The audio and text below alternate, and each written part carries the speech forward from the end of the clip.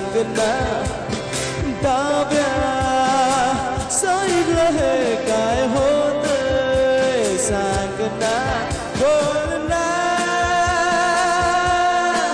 हे माझं one sided प्रेम आहे की तुझ्या कडनं पण सेम आहे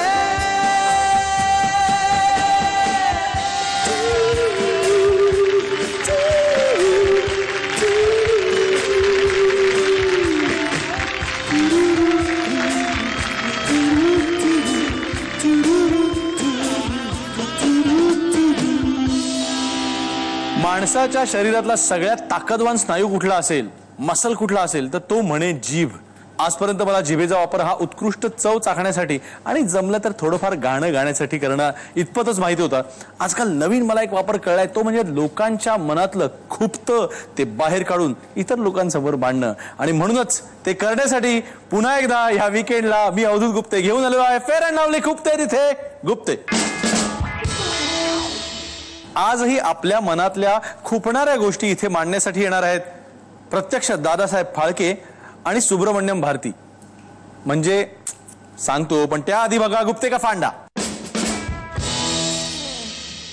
जाहिरातीमुळे काही समस्या पटकन सोडवल्या जाऊ शकतात असं लाल्यानी कुठेतरी वाचलं आणि त्यांनी पटकन पेपरामध्ये जाहिरात देऊन टाकली की घराच्या राखणीसाठी वॉचमनची नितांत गरज आहे.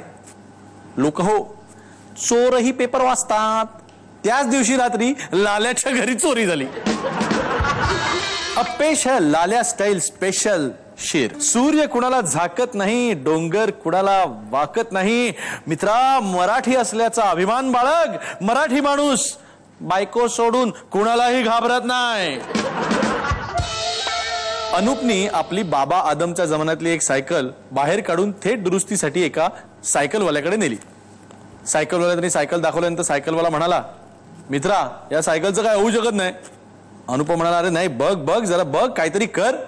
तो म्हणला याचं काही होऊ शकत नाही. अनुप म्हणाला अरे नेपोलियन बोनापार्ट म्हणतो की जगात अशक्य असं काहीच नाही. सायकलवाला म्हणाला हो काय मग त्याच्याकडे घेऊन जा. फेअर अँड लव्हली खुपते तिथे गुप्तेच्या आजच्या भागामध्ये आपल्या सर्वांना भेटायला येणार आहेत दक्षिणेमध्ये जाऊन आपल्या अभिनयाचा झेंडा फडकवणारे सयाजी शिंदे आणि त्याचबरोबर हरिश्चंद्राची फॅक्टरी ह्या ऐतिहासिक चित्रपटामध्ये माननीय श्री दादासाहेब फाळकेंची अविस्मरणीय भूमिका करणारे नंदू माधवजी.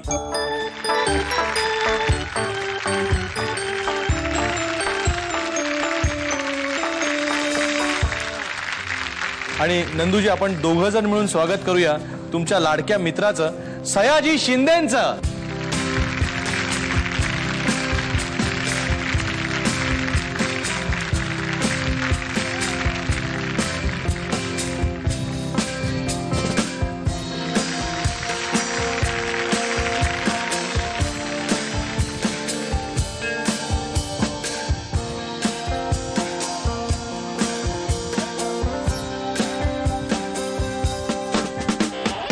सयाजी जी तुमच्या हे नावात सयाजी पहिल्यापासून लागलेलं होतं का म्हणजे वडिलांना असं माहिती होतं की मोठेपणे मुलगा एवढा मोठा होणार की त्याच्या नावाला जी लावायलाच लागणार आहे. नाही माझं रेकॉर्डला नाव आहे सयाजीराव मुकुटराव शिंदे. तर राव हा तिकडे रिस्पेक्टचा भाग आहे आणि इकडे हिंदी इंडस्ट्रीमध्ये जीचा रिस्पेक्ट आहे. हा म्हणजे नावामध्ये सयाजी खरोखर आहे. हो. तुम्ही मात्र नंदू माधव नाव हे वडिलांचं माधव हे नाव वडिलांचं लावतं मला वाटतं. हा माझं पूर्ण नाव खरं नंदू माधव पार्वती असायला हवं होतं. अच्छा पार्वती हे माझ्या आईचं नाव. बरं आई वडिलांचं नाव मुलाच्या नावापुढे असावं असं माझं एक लहानपणापासूनचं म्हणजे ज्यावेळेस समज आली त्यानंतरचा माझा अट्टास होता. पण माझं वडिलांचं आलं मी नंतर मग पुढे मला वाटलं की अरे आईचं पण लावायला पाहिजे होतं ते राहिलं. तर आडनावाचा लोकांना खूप प्रश्न पडतो माझ्या. खरं आडनाव काय तुमचं? माझी 3 आडनाव आहेत.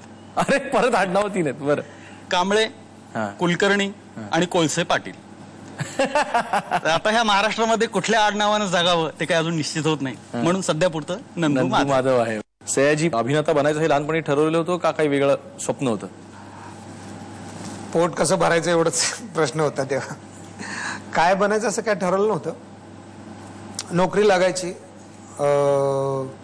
आमची जमीन धरणात गेली होती त्याच्या आधीच आम्हाला जमीन मिळालेली नव्हती आणि आमचे वडील दुसऱ्यांची पण शेती करत होते, कुलकायद्यानं जमीन पण मिळाली होती, पण ते आमच्या वडिलांनी घेतली नव्हती. अच्छा. त्यामुळे आमची जमीन थोडी होती, त्यातली पण धरणात गेली होती. त्यामुळे आता शिकून नोकरी लागणं एवढाच एक पर्याय शिल्लक होता. त्याच्या शोधात होतो. कधीतरी नाटकाची आवड सुरू झाली आणि माहित नव्हतं नट होणार की नाही, पण नोकरी करणं हे अगदी मी आता 1998 साली वगैरे नोकरी सोडली. तुमच्यावरती तुमच्या वडिलांचा खूप प्रभाव आहे असं म्हणतात. माझ्या वडिलांचा माझ्यावर खरंच खूप प्रभाव आहे. म्हणजे बघ, जेव्हा भूकंप झाला 69 सालचा कोयनेचा, तेव्हा घरं पडली होती. आमचं घर पण पडलं होतं आणि गावाला पत्रे मिळत होते. ज्यांना ज्यांना घरं पडली त्यांना पत्रे मिळत होते. आणि मला आठवतं मी वडिलांचा हात धरून गेलो होतो देवळाच्या तिथं आणि सांगितलं की तुम्हाला पत्रे मिळतात, तुम्ही घेता का? आमचे वडील म्हटले की भूकंप काय गव्हर्नमेंटनं केलाय का? माझं घर मी बांधलंय, माझं घर मी परत बांधेन, मला काय नको बाबा गव्हर्नमेंटचं. आणि ती गोष्ट माझ्या मनावर एवढी आहे की मला 10% घर जेव्हा घर घ्यायला गेलो मी, तेव्हा सांगितलं की तुम्ही काय करता म्हणून. म्हटलं मग ज्या सांस्कृतिक क्षेत्रात आपल्या मंत्रिमंडळ याच्या मंडळाला माहिती नाही की मी काय करतो, तर मी 10% घराच्या कशाला मागे लागू. आणि मला असं वाटलं त्यावेळेला ज्या वेळेला माझ्या बरोबरच्या लोकांनी ज्यांनी घेतली 10% घरं, मला वाटलं की त्यावेळेला मला वाटायचं की म्हातारी मेल्याचं दुःख नाही, काळ सोकावतं. कारण आहे ना, त्या गव्हर्नमेंट म्हणजे सरकार दरबारी फेरे मारा, लाचारासारखं वागा, नसलेल्या गोष्टी परत भरून द्या, त्यासाठी परत ते लेटर द्या, परत पचवा, ह्या गोष्टींना कलाकाराचा कणाच मोडतोय. त्यापेक्षा ते घर न घेतलेलंच बरं. एक वेळ येईल म्हटलं आपलं घर आपण घेऊ. आणि झालं तसं की माझं घर मी घेतलं. तसं तो माझ्या वडिलांचा माझ्यावर खूप परिणाम होतो. कारण ते काय म्हणायचे, वाईट माणसाच्या सावलीला पण जायचं नाही. तसं माझ्या आईचं पण आहे. आईनं मला शिक्षणासाठी बाहेर पाठवलं आणि 7वी मध्ये डिसिजन घेतला तिनं की मावशीकडे मला शिक्षणाला पाठवायचं. हा माझ्या आयुष्यातला तिनं घेतलेला फार मोठा निर्णय होता की ज्याच्यामुळे माझं आयुष्य चेंज झालं, मी शिकलो त्यामुळं आणि पुढे आलो. पण आईचा किस्सा मी अतिशय म्हणजे नंदूनं आम्ही फार वेळा नंदू पण आईचे किस्से सांगेल. सुब्रमण्यम भारतीसाठी राजकुमार संतोषींनी मला चेन्नईला सिनेमा बघायला बोलवलं होतं. करेक्ट. तर मी आईला घेऊन गेलो विमानातनं. तर आई म्हणते विमानामध्ये त्या एअर होस्टेसला म्हणते, ए बया इकडे. तर तिला काय कळेच ना, ए बया इकडे की. तर सगळी माणसं पेपर वाचतायत अशी हे, तर अशी इकडे तिकडे बघायला लागली. मी काय घाबरलंय, म्हटलं आपण पण तिकीट काढले आणि बयाला बया म्हणते, अजून काय चुकीचं आहे. तर मग ते बाईला कळलं आणि ती आली. तर काय झालं, 2 प्लेट दिल्या त्या जेवायला ना. तर आईचं म्हणणं होतं की ही बया वायाला जाईल, कोणाच्या तरी मुखात घाल, आम्ही दोघं ह्याच्यात खाऊ. तर तो तिथून दिला. ही गोष्ट घेण्यासारखी होती. तसं मला अजून एक अतिशय आईची गोष्ट आवडलेली आहे की आम्हाला एक 5 स्टार हॉटेलमध्ये दिलं होतं आणि तिथं पाण्याचा टब होता. आणि आईला म्हटलं तो आंघोळ करून ये, मग नंतर मी आंघोळ करतो. तर ती म्हणली अरे इथं बादली नाही. तर म्हणलं त्यात पाणी सोडायचं आणि त्या टबात भरायचं पाणी आणि त्यात आंघोळ करायची. मी काय मजा आहे ढावात बसायला.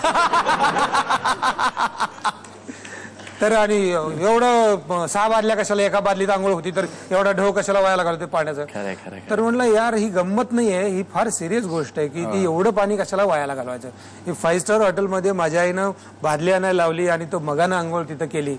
अशा बऱ्याच गोष्टी आहेत आईच्या की ती सहजपणे बोलते. म्हणजे सहज आता परवा मकरंद अनासपुरच्या घरी गेलो होतो. तर आईला म्हटलं घ्यावं तुम्ही घ्यावं. तर ती काय म्हणली, अन्न दुसऱ्याचं आहे पण पोट दुसऱ्याचं आहे का, कशाला एवढं खा. तर अन्नाच्या बाबतीत, पाण्याच्या बाबतीत असे फर्स्ट क्लास यार, कमाल आहे कमाल आहे. नंदू माधवजी, तुमचं मुंबईत येणं कधी झालं? माझं 85च्या आसपास मुंबईत आलो होतो. म्हणजे सुरुवातीला एक चाच पडत होतो की मुंबईत करिअर करायचं आहे, येऊन जायचं आहे. तर त्यावेळेस येऊन जाऊन होतं, म्हणजे नक्की थांबायचं आहे का, आपल्यात ते टॅलेंट्स आहेत का, किंवा आपल्याला ते जमणार आहे का, असा अंदाज घेण्यासाठी त्या चक्रा चालू होत्या 85च्या आसपासच्या. आणि त्या दरम्यानच मग मुंबईत आल्यानंतर एक कळलं होतं की त्या काळामध्ये जी नाटकाची पद्धत होती, जी परफॉर्मन्सेस स्टेजवर सादर होत होते, म्हणजे अगदीच कमर्शियलला म्हटलं तर वस्त्रहरण होतं, टुरटूर होतं. जे मुक्त नाट्यातली आपण म्हणतो की तशा पद्धतीतली जी नाटकं व्यावसायिकला सक्सेसफुल ठरली होती. तर आता व्यवसाय आणि समांतर असे दोन्ही ऍट ए टाइम चाललेल्या होत्या. करेक्ट. तर समांतर तर आम्ही जोडलेलो होतो सगळेजण त्या याच्याशी, मुख्य त्या धारेशी. पण मुख्य धारेत येण्यासाठी, आपला उदरनिर्वाह चालण्यासाठी आपल्याला कमर्शियल नाटक पण आलं पाहिजे. तर ते कुठलं आहे. तर या प्रकारची नाटकं असल्यामुळे एक विश्वास होता की या पद्धतीचे ऍक्टिंग, या पद्धतीचं थिएटर आपण गावी केलेलं आहे, तर इथे आपल्याला फार अडचण होणार नाही. तर आपण त्या सामावून आपल्याला घेतील असा एक त्या काळातला तो अंदाज होता. तुम्ही ज्यावेळेला पहिल्यांदा एकत्र आला तर पश्चिम महाराष्ट्र वर्सेस मराठवाडा असं काय व्हायचं का नाही वाद?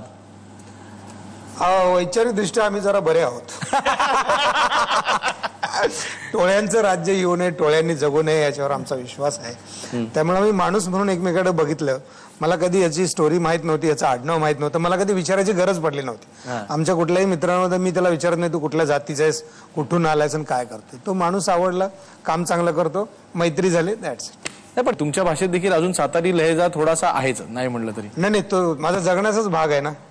आणि तो मी मी नट म्हणून पण त्या गोष्टीकडे नीटपणानं बघतो आणि ती इंटरेस्टिंग आहे ना. ते म्हणजे सातारकरांना जर कुणी विचारलं की बाबा इथून एसटी स्टँड कुठे जा ना, समोर दिसतंय ना, अजून काय विचारतो परत, इतक्या प्रेमानच सांगतात.